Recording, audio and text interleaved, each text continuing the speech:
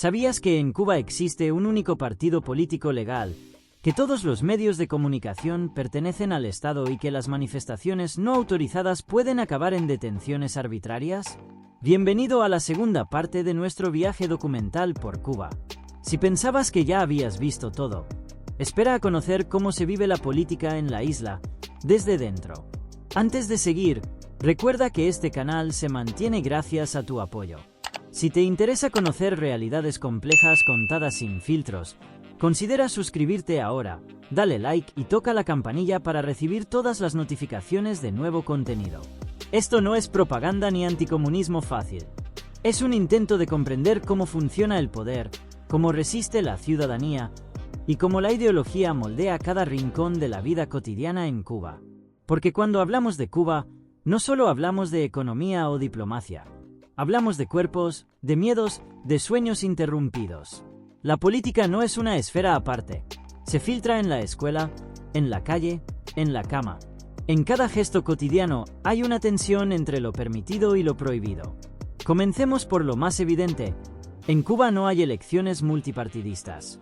Desde 1959, el Partido Comunista de Cuba es el único autorizado a operar. La Constitución de 2019 reafirmó este principio, declarando que el Partido Comunista es la fuerza dirigente superior de la sociedad y del Estado. Esto implica que, aunque hay votaciones, todas las candidaturas son supervisadas por comités de selección que garantizan la fidelidad al sistema. No hay campaña, no hay oposición legal, no hay pluralismo político como se entiende en la mayoría de democracias liberales. Este sistema ha generado fidelidades, pero también hartazgos. Muchos jóvenes cubanos sienten que no tienen voz, ni dentro ni fuera del sistema. Algunos optan por el exilio, otros por el arte como forma de protesta. ¿Has oído hablar del movimiento San Isidro?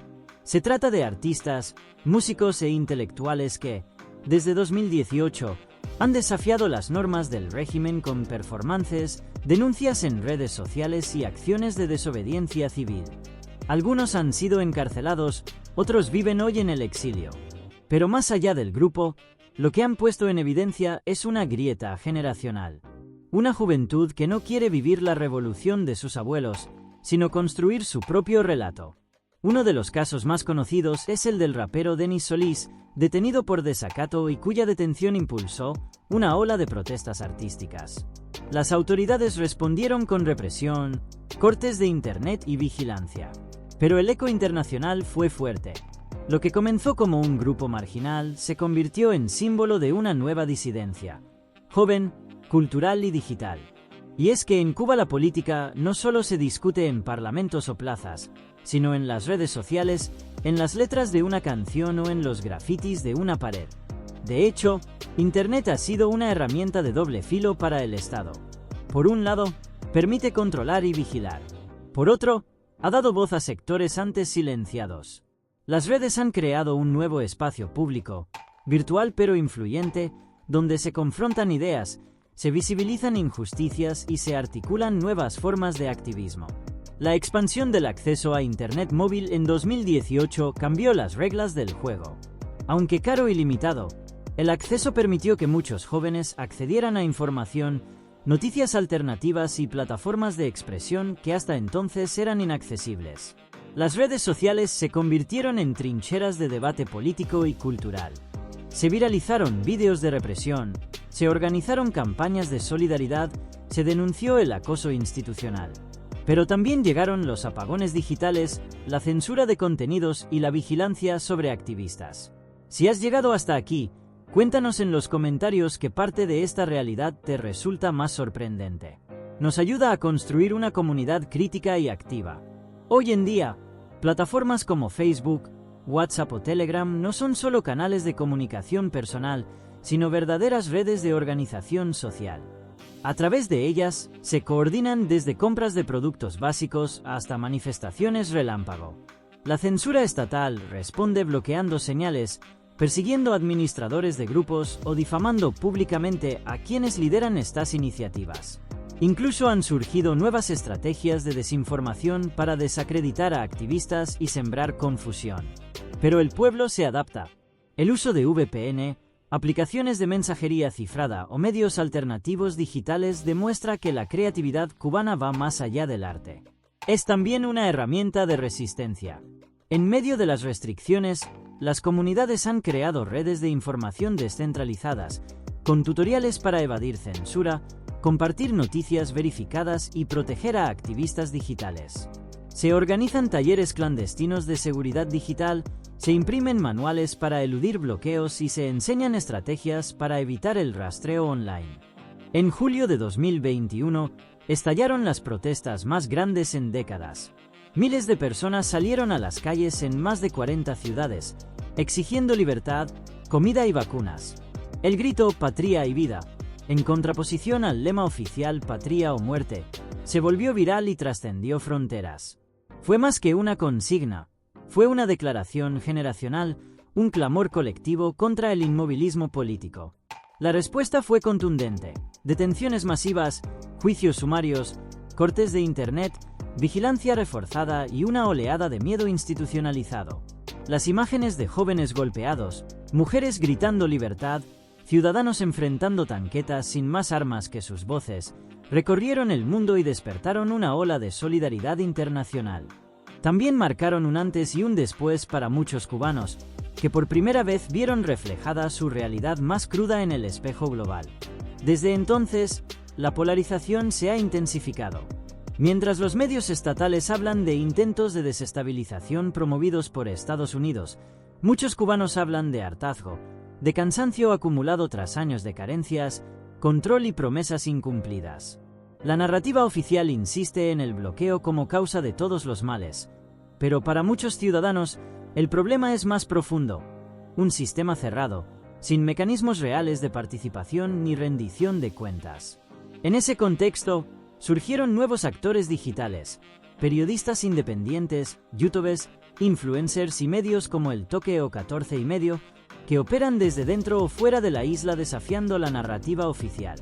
Estos actores enfrentan no solo campañas de difamación, sino también amenazas personales, hackeos, cortes selectivos de internet e incluso arrestos. Sin embargo, su presencia ha diversificado el paisaje informativo, generando microaudiencias críticas y conectando a la diáspora con lo que ocurre dentro del país. Pero, ¿es todo blanco o negro? No, hay matices.